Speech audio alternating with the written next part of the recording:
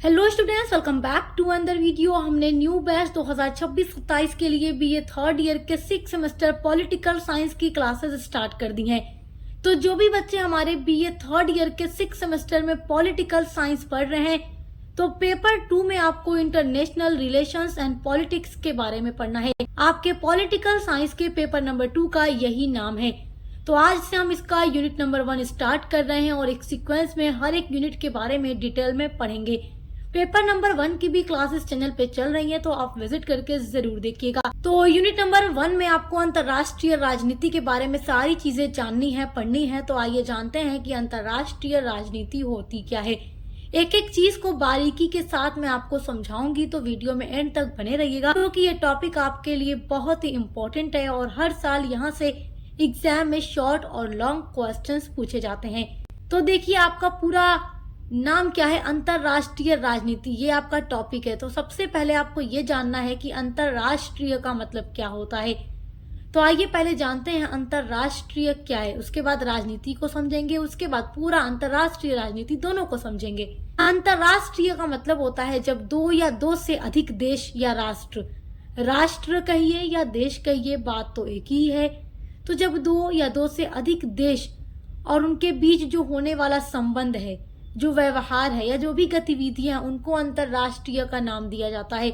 अब जैसे कोई भी देश है, किसी भी देश के साथ, जैसे भारत का अगर अमेरिका के साथ कोई भी संबंध है, कोई व्यवहार है, कोई गतिविधियां हो रही हैं, तो उसको हम अंतरराष्ट्रीय स्तर पर ही देखते हैं कि ये अंतरराष्ट्रीय रिलेशन है, अंतरराष्ट्रीय राजनीति है, इस तरीके से। तो अंतरराष्ट्रीय का मतलब ही होता है जब दो या दो से अधिक देशों के बीच कोई भी व्यवहार, संबंध या गतिविधियां होती हैं, तो उनको अंतरराष्ट्रीय की संज्ञा दी जाती है। आपका अगला शब्द है राजनीति। तो राजनीति क्या है? देखो, राज्य और शासन से संबंधित मानव व्यवहार का अध्ययन ही राजनीति है।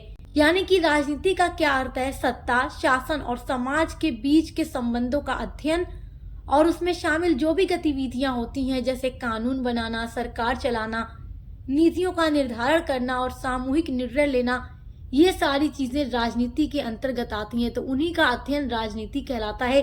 जो भी सत्ता है, जो भी कानून बनाया जा रहा है, जो भी नीतियों का निर्धारण किया जा रहा है, उन सभी का अध्ययन राजनीति होती है। तो आइए अब जानते हैं अंतरराष्ट्रीय राजनीति क्या है। तो देखिए, अंतरराष्ट्रीय राजनीति एक ऐसी विचारधारा का नाम है जिसमें विभिन्न राज्यों के बीच संबंधों और हितों पर विचार किया जाता है।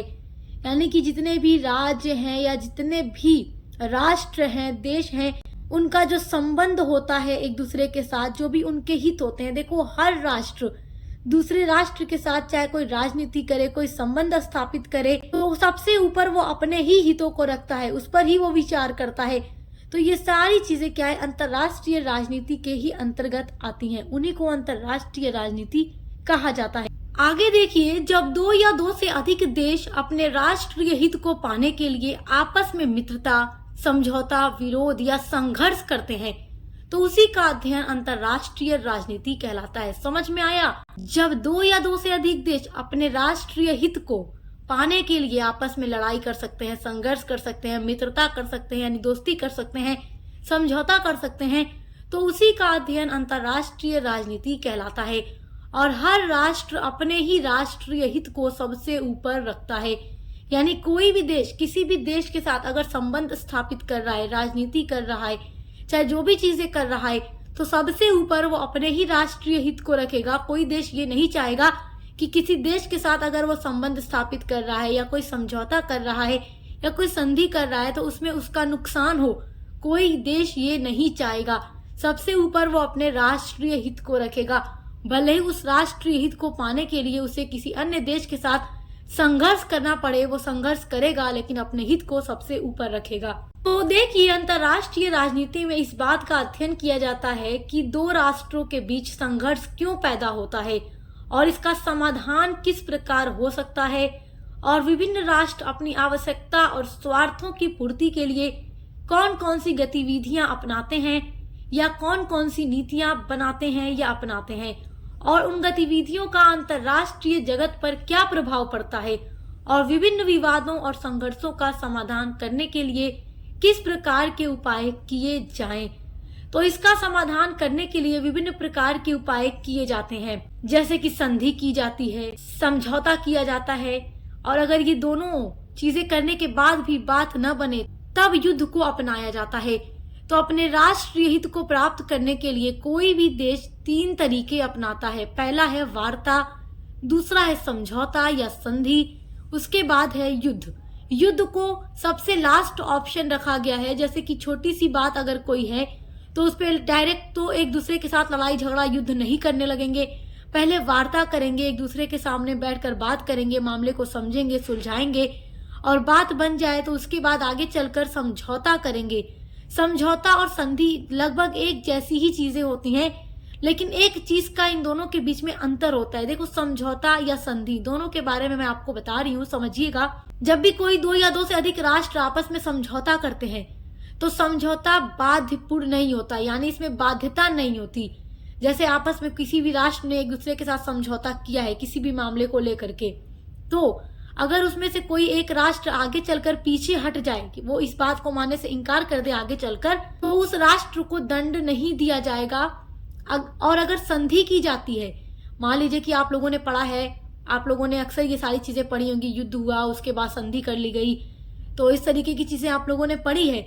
तो संधि जब भी किसी भी राष्ट्रों के मध्य की जाती है और अगर आगे चलकर कोई भी एक राष्ट्र उस संधि से पीछे हटता है, उस समझौते से पीछे हटता है, तो वो नहीं हट सकता, उसे उसके लिए दंड दिया जाएगा। तो संधि और समझौता लगभग सेम चीजें हैं, बस यही एक डिफरेंस है कि समझौता बाध्यपूर्ण नहीं होता और संधि में बाध्यता होती है।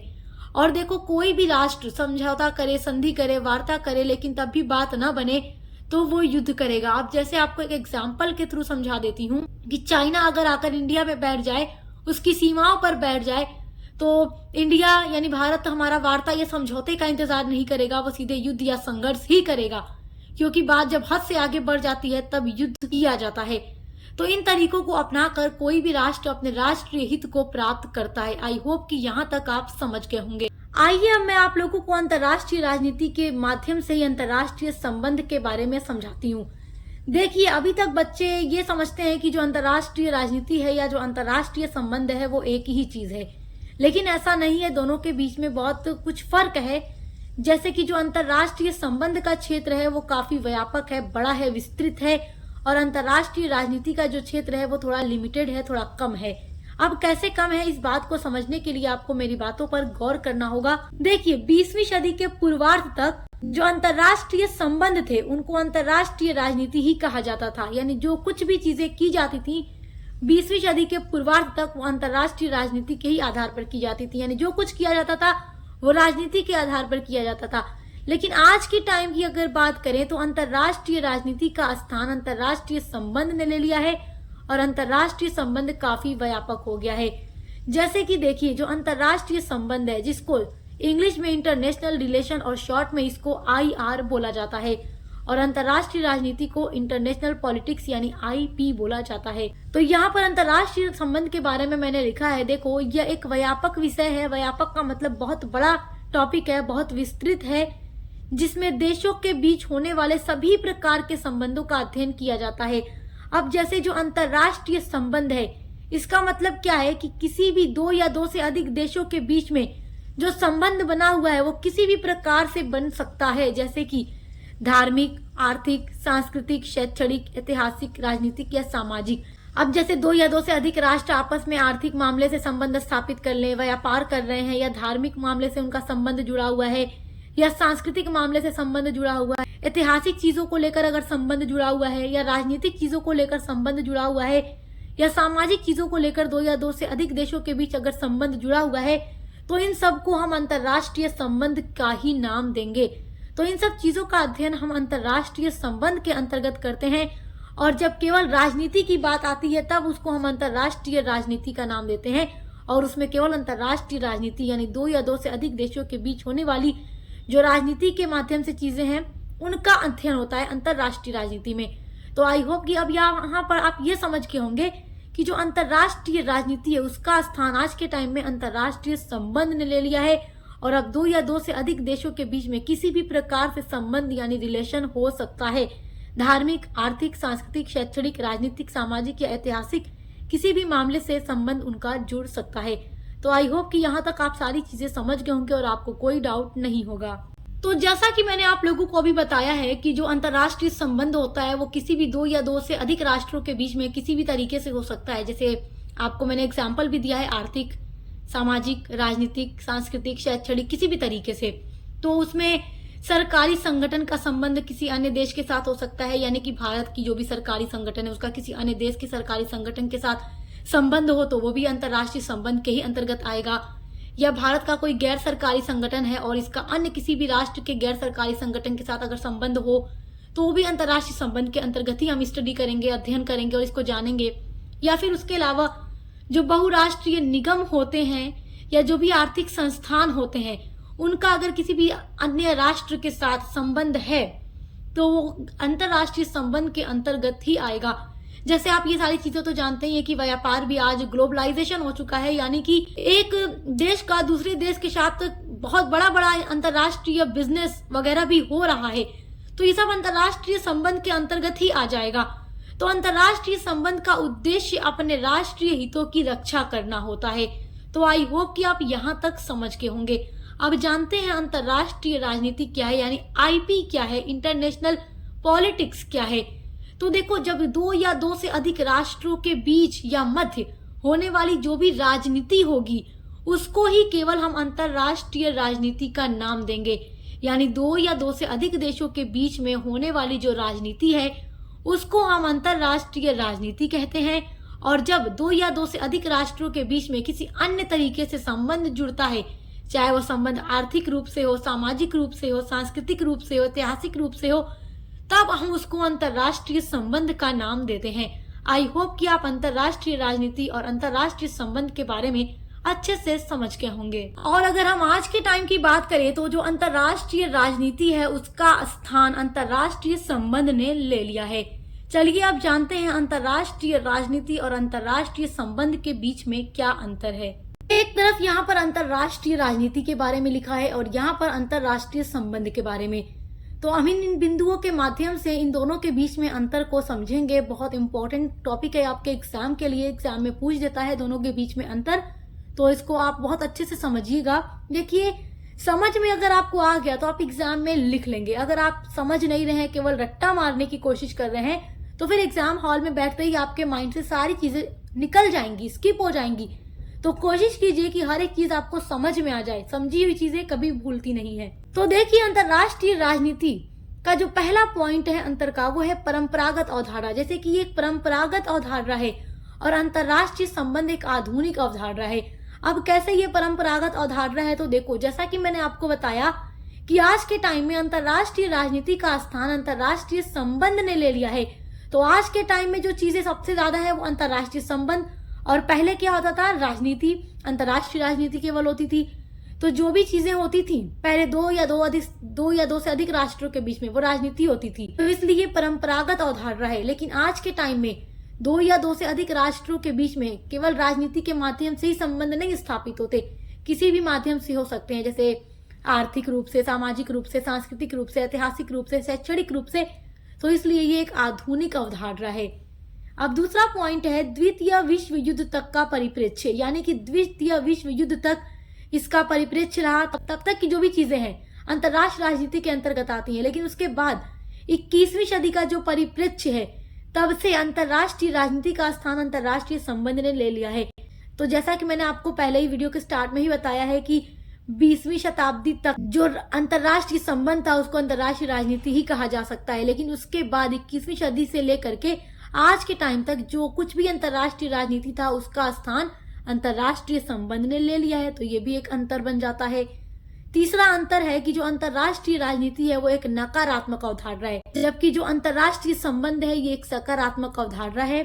उसके बाद अगला पॉइंट है अंतर्राष्ट्रीय राजनीति केवल संघर्ष पर आधारित है, क्योंकि इसमें हर एक राष्ट्र अपने राष्ट्र हित को ऊपर रखता है और संघर्ष होते थे क्योंकि इस केवल राजनीति पर ही बेस्ड होता था। और जो अंतर्राष्ट्रीय संबंध है वो समन्वय पर आधारित है, क्योंकि इसमें केवल राजनीति पर ही नहीं, किसी भी तरीके से किसी भी राष्ट्र का किसी भी अन्य राष्ट्र के साथ संबंध स्थापित हो सकता है। उसके अलावा अगला पॉइंट है अंतर का सैन्य शक्ति पर केंद्रित, यानी जो अंतर्राष्ट्रीय राजनीति है वो सैन्य शक्ति पर केंद्रित होती है और जो अंतर्राष्ट्रीय संबंध है वो आर्थिक प्रौद्योगिकी शक्ति पर केंद्रित होती है।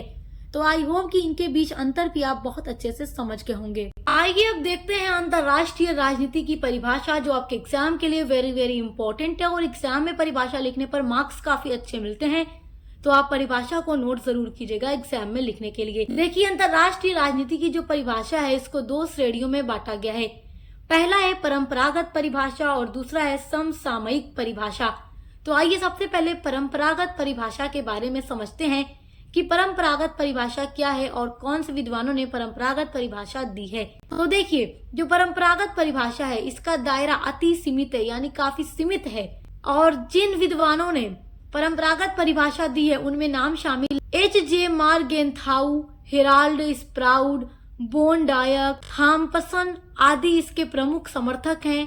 तो इन सारे विद्वानों ने अंतर्राष्ट्रीय राजनीति की परंपरागत परिभाषा दी है और इन विद्वानों का मानना है कि जो अंतर्राष्ट्रीय राजनीति का क्षेत्र है वो काफी सीमित है, केवल राजनीति तक ही सीमित है।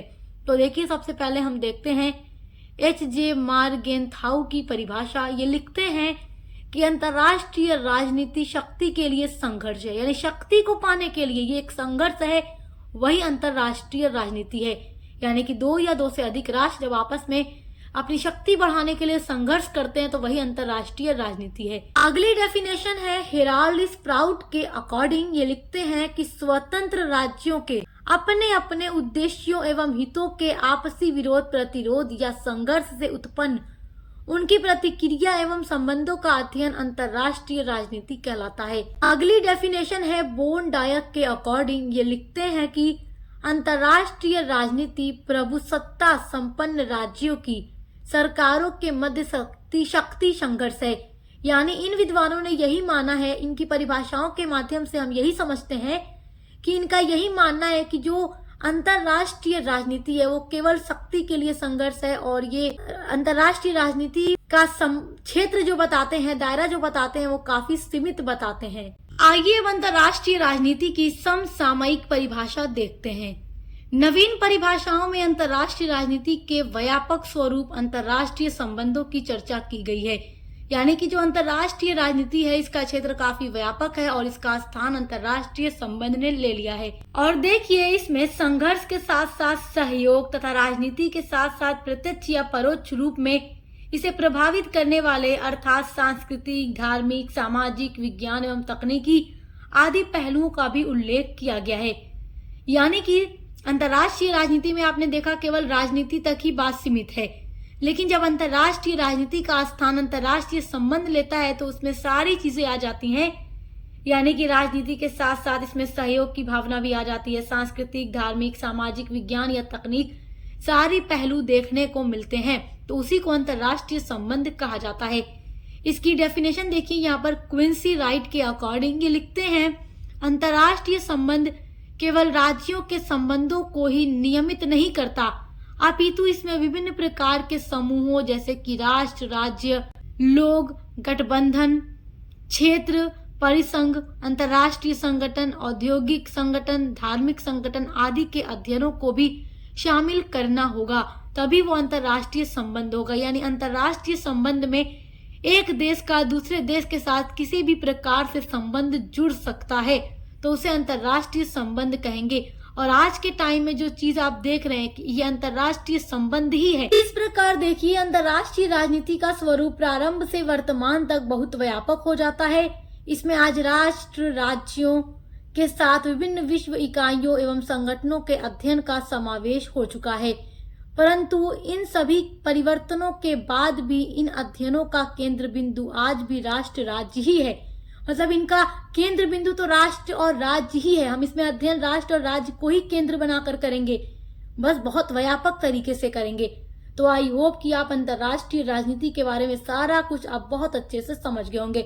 वीडियो पसंद आई हो तो वीडियो को लाइक, कमेंट, शेयर कीजिएगा। चैनल को सब्सक्राइब करना मत भूलिएगा और मिलते हैं अगले वीडियो के साथ।